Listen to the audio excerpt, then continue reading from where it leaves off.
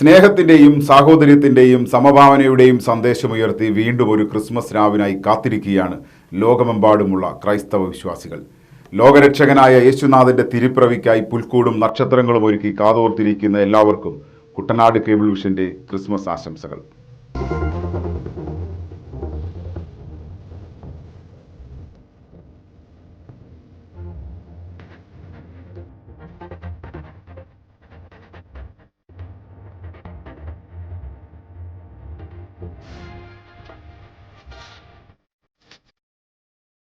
സ്നേഹത്തിൻ്റെയും സാഹോദര്യത്തിൻ്റെയും സന്ദേശം വിളിച്ചോതി ഒരു പുണ്യദിനം കൂടി വരവായി. ദുഃഖിതരുടെയും പീഡിതരുടെയും മോചനത്തിനായി ലോകരക്ഷകൻ പിറവി കൊള്ളുന്ന പുണ്യദിനം. ലോകമെമ്പാടുമുള്ള ക്രൈസ്തവർ ഉണ്ണിയേശുവിൻ്റെ തിരുപ്പിറവി ആഘോഷിക്കാനുള്ള ഒരുക്കത്തിലാണ്. ബെത്ലഹേമിലെ പുൽക്കൂട്ടിൽ ഉണ്ണിയേശു പിറവി കൊണ്ടതിൻ്റെ ഓർമ്മയ്ക്കായി പുൽക്കൂടൊരുക്കിയും കൂടാതെ തിരുപ്പിറവി സമയത്ത് ആദ്യമെത്തിയ ആട്ടിടയന്മാർക്ക് വഴികാട്ടിയത് ആകാശത്ത് തെളിഞ്ഞ നക്ഷത്രമാണ്. ആ ഓർമ്മയ്ക്കായി നക്ഷത്രങ്ങളും ദീപാലങ്കാരങ്ങളും തെളിയിച്ച് വർണ്ണാഭമാക്കിയിരിക്കുകയാണ് ക്രൈസ്തവ ദേവാലയങ്ങളും ഭവനങ്ങളും. ക്രൈസ്തവർ 25 ദിവസം നോമ്പെടുത്താണ് ക്രിസ്മസിനെ വരവേൽക്കാൻ ഒരുങ്ങിയിരിക്കുന്നത്. ഡിസംബർ 24 രാത്രിയിൽ ദേവാലയങ്ങളിൽ പ്രത്യേക പ്രാർത്ഥനകളും പാതിരാ കുർബാനയും തിരുപ്പിറവിയും തുടർന്ന് സ്നേഹത്തിൻ്റെയും സാഹോദര്യത്തിൻ്റെയും സഹനത്തിൻ്റെയും സന്ദേശം പരസ്പരം കൈമാറുന്നതോടെ ഈ വർഷത്തെ ക്രിസ്മസ് ആഘോഷങ്ങൾക്ക് സമാപനം കുറിക്കും.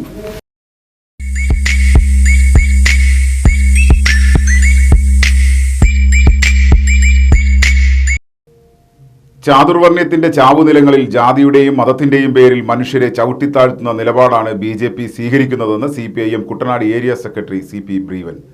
ഡോക്ടർ BR അംബേദ്കറെ അധിക്ഷേപിച്ച അമിത്ഷായുടെ നിലപാടിൽ പ്രതിഷേധിച്ച് CPIM രാമഗിരി ലോക്കൽ കമ്മിറ്റി സംഘടിപ്പിച്ച പ്രതിഷേധ പ്രകടനം ഉദ്ഘാടനം ചെയ്ത് സംസാരിക്കുകയായിരുന്നു അദ്ദേഹം. ഇന്ത്യയുടെ ഭരണഘടനാ ശില്പിയും രാഷ്ട്രശില്പിമാരിൽ ഒരാളുമായിട്ടുള്ള മഹാനായ അംബേദ്കറെ ആക്ഷേപിച്ചുകൊണ്ട് വളരെ മോശകരമായ ഒരു പ്രസ്താവന നടത്തുകയുണ്ടായി. അതിൽ ഇന്ത്യയിലെ ഇടതുപക്ഷ പ്രസ്ഥാനങ്ങൾ വിശിഷ്യ CPIM അതിശക്തമായി പാർട്ടിയുടെ പ്രതിഷേധം അറിയിക്കുകയാണ്. ഈ BJP കേന്ദ്രത്തിൽ അധികാരത്തിൽ വന്നതിന് ശേഷം ജാതിയെ അടിസ്ഥാനമാക്കി അല്ലെങ്കിൽ ചാതുർവർണ്ണയത്തിൻ്റെ വ്യവസ്ഥിതികളെ അടിസ്ഥാനമാക്കി ചാതുർവർണ്ണയത്തിൻ്റെ ചാവുനിലങ്ങളിൽ ജാതിയുടെയും മതത്തിൻ്റെയും പേരിൽ മനുഷ്യനെ ചവിട്ടിത്താഴ്ത്തുന്ന രൂപത്തിലുള്ള ഭരണ പ്രക്രിയകളാണ് നടന്നുകൊണ്ടിരിക്കുന്നത്. ഏതാനും നാളുകൾക്ക് മുമ്പ് അയോധ്യയിൽ രാമക്ഷേത്രം പണി കഴിപ്പിച്ച് അതിൻ്റെ ഔദ്യോഗികമായ നടപടിക്രമങ്ങൾ ആരംഭിക്കുന്ന ഘട്ടത്തിൽ നമ്മുടെ രാഷ്ട്രപതിയായിട്ടുള്ള ദ്രൗപദി മുർമുവിനെയും മുൻ രാഷ്ട്രപതിയായിട്ടുള്ള രാംനാഥ് കോവിന്ദിനെയും ആ പരിപാടിയിൽ പങ്കെടുപ്പിക്കുകയുണ്ടായില്ല. അത് മനഃപൂർവ്വമായി ചെയ്തതാണ്. ഈ നിലപാട് BJPക്ക് പണ്ട് മുതൽ തുടർന്നിരുന്നതാണെന്നുള്ള തെളിവാണ് ഈ രണ്ടാളുകളെ ആ പരിപാടിയിൽ. പിന്നോക്ക വിഭാഗത്തിൽപ്പെട്ട ഭരണാധിപന്മാരായിരുന്നു ഇവർ. BJPയിൽ അംഗത്വമുള്ള ആളുകളായിരിക്കുമ്പോൾ തന്നെ ആ ആളുകളെ പങ്കെടുപ്പിക്കാതെയാണ് ഈ പരിപാടി സംഘടിപ്പിക്കപ്പെട്ടത്. ഇതിൽ BJPയുടെ രാഷ്ട്രീയ അജണ്ടയിലുപരിയായി അവരുടെ ജാതീയ ചിന്ത എത്രമാത്രം ഉണ്ട് എന്നുള്ളതിന് ഏറ്റവും പ്രധാനപ്പെട്ട തെളിവാണ്.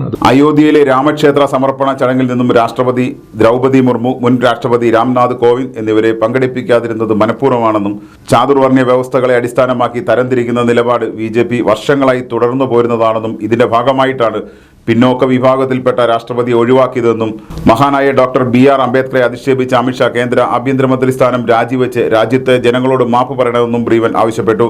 CPIM Ramagiri local committee secretary advocate D Salim Kumar, area committee അംഗങ്ങളായ KR Prasannan, M Krishnalatha, CM Anilkumar എന്നിവർ സംസാരിച്ചു. തുടർന്ന് അമിത്ഷായുടെ കോലവും കത്തിച്ചു.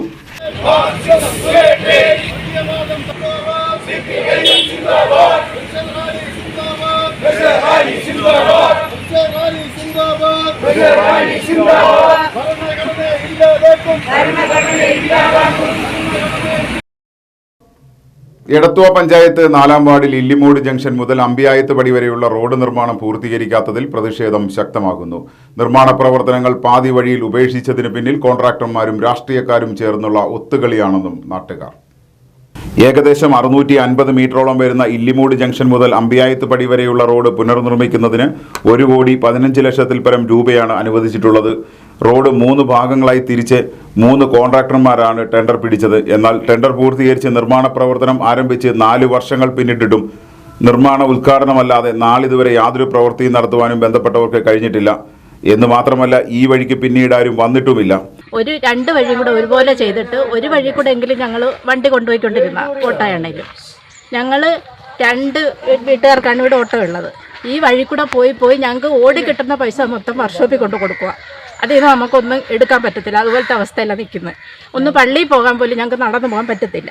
അതുപോലെ തന്നെ വഴിലേറ്റ് ഒരു പ്രാവശ്യം കൊണ്ടിട്ടിട്ട് ഒരു ദിവസം കണ്ട് കത്തിയൊന്നും അതിനെ കഷ്ടിച്ചറിയത്തില്ല. അതുപോലെ എല്ലാ സ്ഥലത്തും വഴിലേറ്റുണ്ട്. ഞങ്ങൾക്ക് മാത്രം ഇന്ന് വരെ വഴിലേറ്റും ഇല്ല.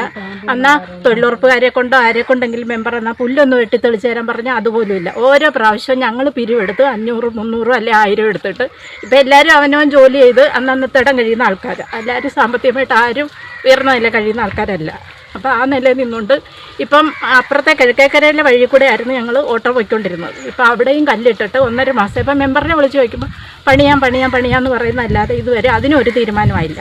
നാട്ടുകാർ ബന്ധപ്പെട്ട മെമ്പറോട് പരാതി പറയുമ്പോൾ ഉടനെ ചെയ്യും എന്ന മറുപടി മാത്രം. കുന്നേ ലക്ഷം വീട് ഉൾപ്പെടുന്ന ഈ പ്രദേശത്ത് ആശുപത്രിയിൽ പോകുവാൻ ഒരു വാഹനം വിളിച്ചാൽ പോലും വരാത്ത അവസ്ഥയാണ്. പ്രായമായവർ, നിത്യരോഗികൾ, കുട്ടികൾ ഉൾപ്പെടെ ഒരു പ്രദേശമാകെ യാത്രാക്ലേശം നേരിടുമ്പോൾ ബന്ധപ്പെട്ട അധികാരികൾ ഇതൊന്നും കണ്ടില്ലെന്നടിക്കുകയാണ്. ഇവിടെ ഒരു അമ്മച്ചിയുണ്ട്, 96 വയസ്സായ അമ്മച്ചിക്ക് സുഖമില്ലാതെ തലകറങ്ങി ബോധമില്ലാതെ കിടന്നിട്ട് ഡോക്ടറെ അടുത്ത് കൊണ്ടുപോകാനായിട്ട് വിളിച്ചിട്ട് ഒരു ഓട്ടോ പോലും വരത്തില്ല. ഓട്ടോ ഇവിടെ മറിഞ്ഞതാണ്, തോട്ടിലോട്ട് മറിഞ്ഞ് പാലത്തിൻ്റെ അക്കരയിൽ. അതുപോലെ തന്നെ ഇപ്പറേ ഒരു തോടിൻ്റെ ഇക്കരെ ഒരു കണ്ടത്തിലോട്ടൊരു ഓട്ടോ മറിഞ്ഞു. അത് കാരണം ആരും പേടിച്ചിട്ട് വരത്തില്ല. പിന്നെ അമ്മച്ചിയെ കാണിക്കാൻ ഡോക്ടറെ വിളിക്കാൻ പോയി. ഡോക്ടർ പറഞ്ഞു അങ്ങനെ കിടക്കുന്ന വഴി കൂടെ ഞാൻ വരത്തില്ല, എന്തുദ്ദേശിച്ചാണ് വരുന്നത്, നിങ്ങൾ എങ്ങനെയെങ്കിലും രോഗിയെ ഇവിടെ കൊണ്ടുവരാൻ പറയുന്നത്. ആ അമ്മച്ചി ഇപ്പോഴും അവിടെ കിടക്കുമോ? ഡോക്ടറോട് ഞങ്ങളെ കഴിയുന്ന മരുന്ന് കൊടുത്താൽ അമ്മച്ചിയെ ഞങ്ങൾ നോക്കിയത്. അടിയന്തരമായി ഈ റോഡ് പുനർനിർമ്മിക്കാൻ ജില്ലാ ഭരണകൂടം ഇടപെടണമെന്നും അല്ലാത്തപക്ഷം ശക്തമായ പ്രക്ഷോഭ പരിപാടികൾ സംഘടിപ്പിക്കുമെന്നും പ്രദേശവാസികൾ പറഞ്ഞു. ക്രിസ്മസ് കരോളിന്റെ ആവേശത്തിൽ ബീഹാറികളായ ആദർശും മനീഷും. തിരുപ്പിറവി സന്ദേശം കരോൾ ഗാനത്തിന്റെ താളത്തിൽ ആടിത്തിമിർക്കുമ്പോൾ എഴുതപ്പെടുന്നത് സൗഹാർദ്ദത്തിന്റെയും സാഹോദര്യത്തിന്റെയും പുതു രാവുകൾ തന്നെയാണ്.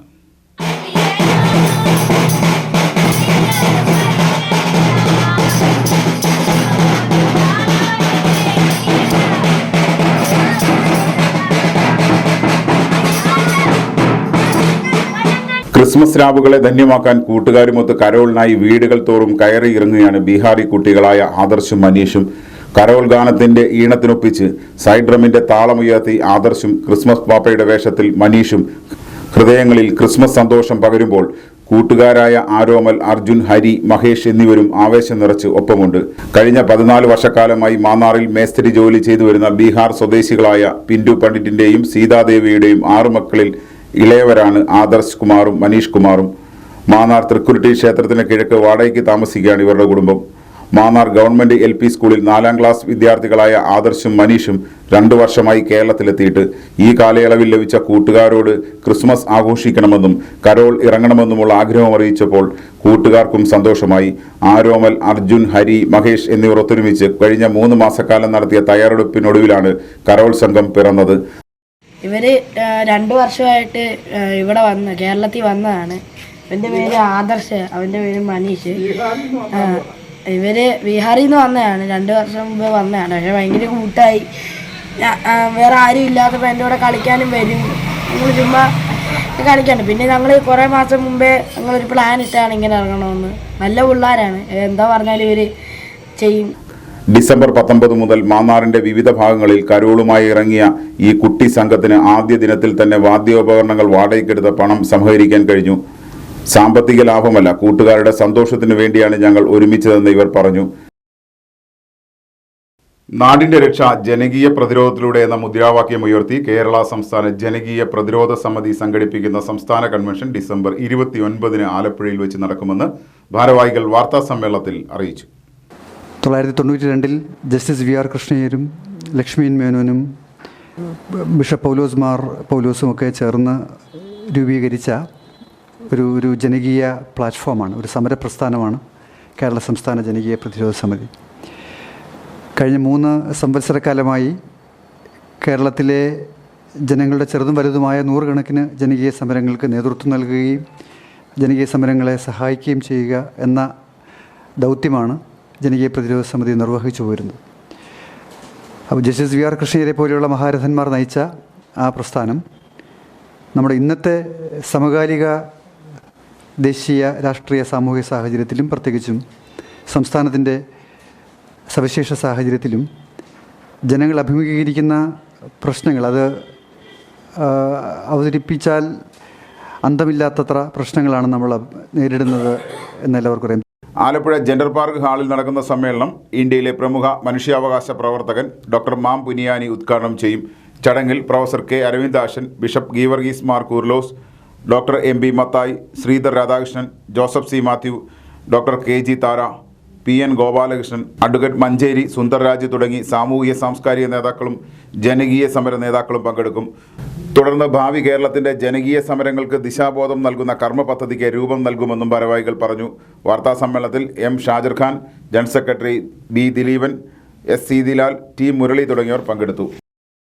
എടത്തുവ പള്ളിപ്പാലം കാട്ടുംഭാഗം റോഡ് 46.3 ലക്ഷം രൂപ അനുവദിച്ച് ടാറിംഗ് നടത്തിയ മന്ത്രി സജി ചെറിയാന്റെയും റോഡ് ടാറിങ്ങിനായി പരിശ്രമിച്ച പൊതുപ്രവർത്തകൻ ജെയ്സപ്പം മത്തായിയുടെയും പേരിൽ ആശംസകൾ അറിയിച്ച് നാട്ടുകാർ സ്ഥാപിച്ച ശിലാഫലകം നശിപ്പിച്ചതിൽ വ്യാപക പ്രതിഷേധം. എടത്തുവ ഗ്രാമപഞ്ചായത്തിന്റെ അവഗണന മൂലം വർഷങ്ങളായി തകർന്നു കിടന്ന റോഡാണ് പള്ളിപ്പാലം മുതൽ കാട്ടുഭാഗം വരെയുള്ള റോഡ്. പൊതുപ്രവർത്തകൻ ജെയ്സപ്പം മത്തായിയുടെ നിരന്തര ഇടപെടൽ മൂലം മന്ത്രി സജി ചെറിയാൻ ഹാർബർ എഞ്ചിനീയറിംഗിൽ നിന്നും 46.3 ലക്ഷം രൂപ ഉപയോഗിച്ച് റോഡ് ടാറിംഗ് പൂർത്തീകരിച്ചു.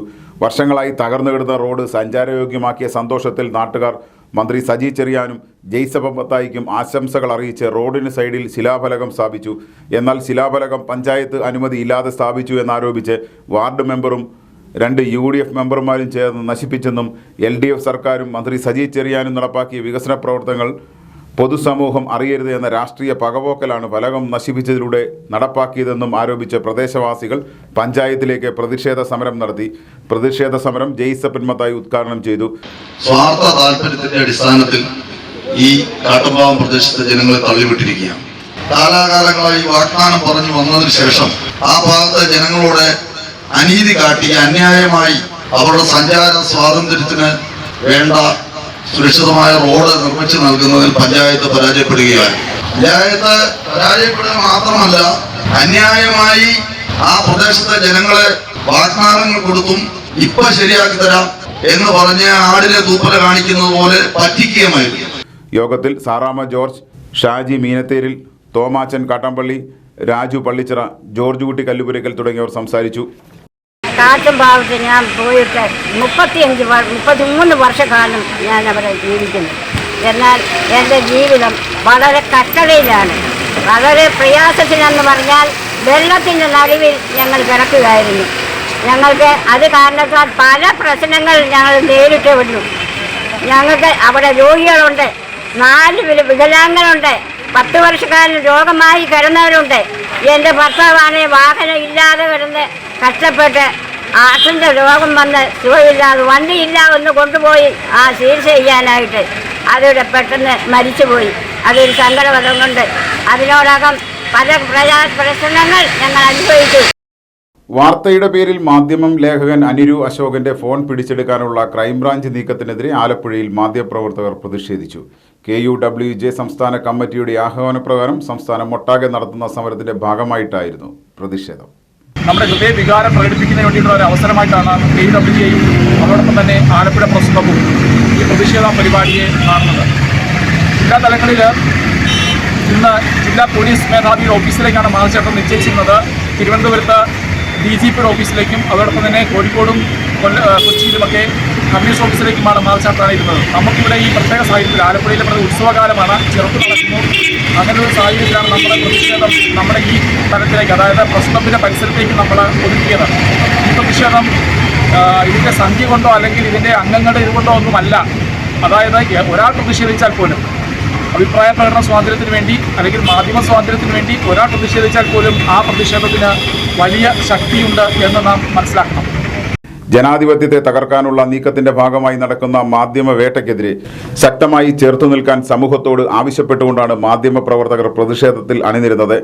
സമരത്തിൽ KUWJ ജില്ലാ president Roy Kottarachira, vice president Nisha Manoharan, secretary Rajeesh P. Raghunath, treasurer Suresh Thottappally, Abdul Salam തുടങ്ങിയവർ സംസാരിച്ചു.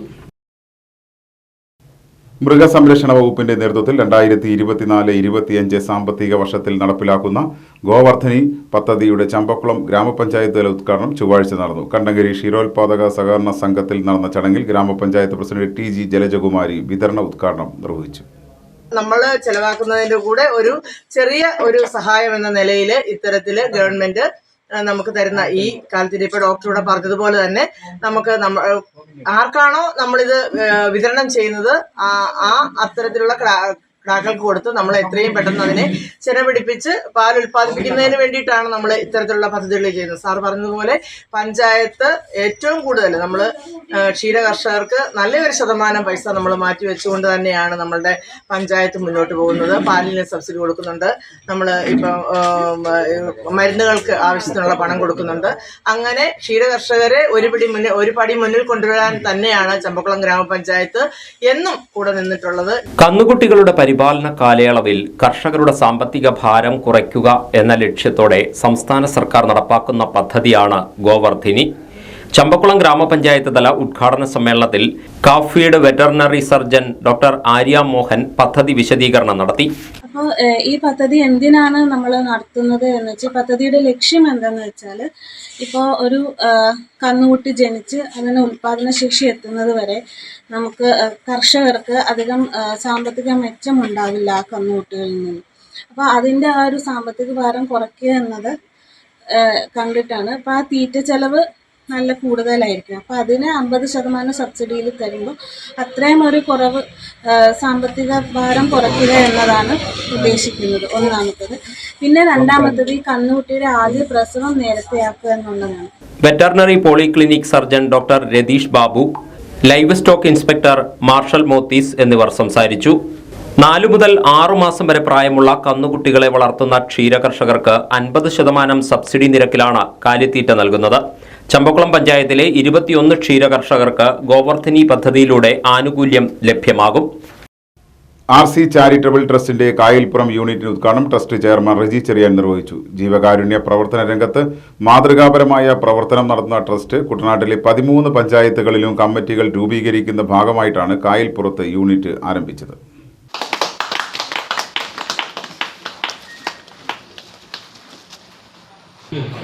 കഴിഞ്ഞ 13 വർഷമായിട്ട് ആലപ്പുഴ ഈ കുട്ടനാട്ടിലെ എനിക്കൊന്നൊരു 60 ആൾക്കാർ ജോലി ചെയ്യുന്നു. അവരുടെ ഓരോ വീട്ടിലെ എന്തെങ്കിലുമൊക്കെ പരിപാടികൾ നടക്കുമ്പോൾ അതിൽ വന്ന് അങ്ങനെയാണ് കുട്ടനാടിനെ കൂടുതൽ കാണുവാൻ സാധിച്ച ആ സമയങ്ങളിലൊക്കെ. അതിനുശേഷം കുട്ടനാടിലെ ഓരോ പ്രശ്നങ്ങൾ നേരിട്ട് മനസ്സിലാക്കി എന്നാൽ കഴിയാവുന്ന സഹായങ്ങൾ കുട്ടനാടിൽ ചെയ്യുന്ന സമയങ്ങളിൽ ഇവിടുത്തെ പ്രശ്നങ്ങൾ മനസ്സിലാക്കി അങ്ങനെ ഒരു എന്തുകൊണ്ട് ഞാൻ ഈ ചെറിയ കുറച്ച് കാര്യങ്ങൾ എന്നെ കൊണ്ട് കഴിയുന്ന, ഞാൻ വലിയ കുറെ കാര്യങ്ങൾ ചെയ്തായിട്ടൊന്നും എനിക്ക് പറയാൻ സാധിക്കില്ല. കുറച്ചൊക്കെ കാര്യങ്ങൾ ഞാൻ ചെയ്യുമ്പോൾ ഞാൻ വിചാരിച്ചു എന്തുകൊണ്ട് എൻ്റെ പേരൊരു ചാരിറ്റബിൾ ട്രസ്റ്റ് ഉണ്ടാക്കിയിട്ട് എൻ്റെ സഹായങ്ങൾ കൊടുത്തുകൂടാ എന്ന് ചിന്തിച്ചതിന് ശേഷമാണ് ഞാനൊരു ഇങ്ങനെ ട്രസ്റ്റ് രൂപീകരിക്കാൻ സാഹചര്യമുണ്ടായത്. RC ചാരിറ്റബിൾ ട്രസ്റ്റിന്റെ നേതൃത്വത്തിൽ ആലപ്പുഴ ജില്ലയിലെ വിവിധ പ്രദേശങ്ങളിൽ ജീവകാരുണ്യ പ്രവർത്തനങ്ങൾ നടന്നുവരുന്നു. മാരകമായ രോഗങ്ങൾ ബാധിച്ചവർക്ക് ചികിത്സാ സഹായങ്ങളും കുട്ടനാട്ടിലെ കുടിവെള്ളക്ഷാമം നേരിടുന്ന പ്രദേശങ്ങളിൽ കുടിവെള്ളം എത്തിച്ചു നൽകിയുമുള്ള പദ്ധതികൾ നടന്നുവരുന്നു. ട്രസ്റ്റിന്റെ പ്രവർത്തനം കുട്ടനാട്ടിലെ 13 പഞ്ചായത്തുകളിൽ ലഭ്യമാക്കുന്ന പ്രവർത്തനങ്ങളുടെ ഭാഗമായിട്ടാണ് കായൽപ്പുറത്ത് പുതിയ യൂണിറ്റ് ആരംഭിച്ചത്. കായൽപ്പുറം ലാൽ വയലാറിന്റെ വസതിക്ക് സമീപം നടന്ന ചടങ്ങിൽ ലാലിച്ചൻ മരിയാലയം അധ്യക്ഷത വഹിച്ചു. Kerala state minimum wages advisory board അംഗം ജോസ് കാവനാട് മുഖ്യപ്രഭാഷണം നടത്തി. യോഗത്തിൽ ലിസമസ് കറിയ, ലാൽ വയലാർ, കുമാരി വിൻഡോ ജോസഫ് തുടങ്ങിയവർ സംസാരിച്ചു. തുടർന്ന് ക്രിസ്മസ് ആഘോഷവും നടന്നു. മാവേലിക്കരയിലെ മുതിർന്ന മാധ്യമപ്രവർത്തകനായിരുന്ന PU റഷീദിന്റെ സ്മരണാർത്ഥം മാവേലിക്കര മീഡിയ സെന്റർ ഏർപ്പെടുത്തിയ മാധ്യമ പുരസ്കാരത്തിന് ദീപിക മാന്നാർ ലേഖകൻ ഡൊമിനിക് ജോസഫ് അർഹനായി. 10,000 രൂപയും ഫലവും അടങ്ങുന്ന പുരസ്കാരം ശനിയാഴ്ച വൈകിട്ട് 3-ന് മാവേലിക്കര വ്യാപാര ഭവനിൽ നടക്കുന്ന ചടങ്ങിൽ നിയമസഭാ ഡെപ്യൂട്ടി സ്പീക്കർ ചിറ്റയം ഗോപകുമാർ സമ്മാനിക്കും.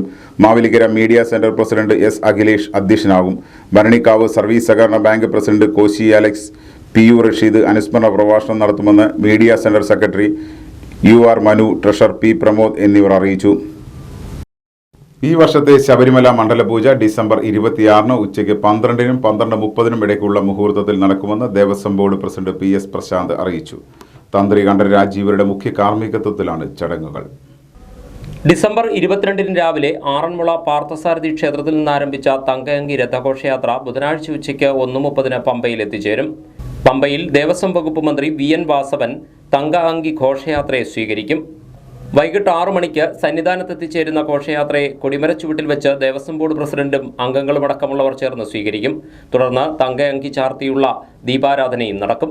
തങ്കയങ്കി ഘോഷയാത്ര നിങ്ങൾക്കെല്ലാം അറിവുള്ളതുപോലെ 22-ന് ആറന്മുള പാർത്ഥസാരഥി ക്ഷേത്രത്തിൽ ആരംഭിച്ചു. 74 ക്ഷേത്രങ്ങൾ, പമ്പയിൽ വരെ എത്തുമ്പോൾ 74 ക്ഷേത്രങ്ങൾ, 74 ക്ഷേത്രങ്ങളിൽ കൂടി ആയിരക്കണക്കിന് വിശ്വാസികളുടെയും ഭക്തജനങ്ങളുടെയും സേവനങ്ങൾ ഏറ്റുവാങ്ങാനാണ് പമ്പയിൽ 25-ന് 1 മണിക്ക് പമ്പയിൽ അവിടെ ബഹുമാനായ ദേവസ്വം വകുപ്പ് മന്ത്രി ശ്രീ VN വാസവൻ ആ തങ്കയങ്കി ഘോഷയാത്രയെ സ്വീകരിച്ചു.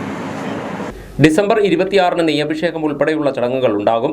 അന്ന് വൈകിട്ട് രാത്രി 11 മണിക്ക് ഹരിവരാസനം പാടി നട അടയ്ക്കുന്നതോടെ മണ്ഡലപൂജയുമായി ബന്ധപ്പെട്ട ചടങ്ങുകൾ അവസാനിക്കും. ഡിസംബർ 30 വൈകിട്ട് 5 മണിക്ക് മകരവിളക്ക് മഹോത്സവത്തിനായി നട വീണ്ടും തുറക്കും. 2025 ജനുവരി 14-നാണ് മകരവിളക്ക്. മണ്ഡലപൂജയുമായി ബന്ധപ്പെട്ട് തീർത്ഥാടകരുടെ എണ്ണത്തിൽ നിയന്ത്രണമുണ്ട്.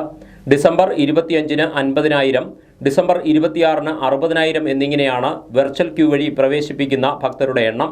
2 ദിവസങ്ങളിലും സ്പോട്ട് ബുക്കിംഗ് 5,000-ആയി പരിമിതപ്പെടുത്താൻ ഹൈക്കോടതി നിർദ്ദേശമുണ്ടെന്നും ദേവസ്വം ബോർഡ് പ്രസിഡന്റ് അറിയിച്ചു. ബോർഡ് അംഗം A അജികുമാറും വാർത്താ സമ്മേളനത്തിൽ പങ്കെടുത്തു. ആലപ്പുഴ, കോട്ടയം, പത്തനംതിട്ട ജില്ലകളിലെ വാർത്തകൾക്കും ലൈവ് പ്രോഗ്രാമുകൾക്കുമായി മാന്യപ്രേക്ഷകർ കുട്ടനാട് കേബിൾസ് എന്ന ഞങ്ങളുടെ യൂട്യൂബ് ചാനൽ സബ്സ്ക്രൈബ് ചെയ്യുക. ഇനി ഇന്നത്തെ സ്വർണ്ണവില. ഇന്നത്തെ സ്വർണ്ണവില നിങ്ങൾക്കായി സമർപ്പിക്കുന്നു സ്വപ്ന ജ്വല്ലറി. അഴകേറും സ്വപ്നങ്ങൾക്ക് നിറവേകും സ്വപ്ന ജ്വല്ലറി, ചങ്ങനാശ്ശേരി. സ്വർണം ഗ്രാമിന് 7,070 രൂപ, പവന് 56,560 രൂപ. വാർത്തകൾ കഴിഞ്ഞു. നമസ്കാരം.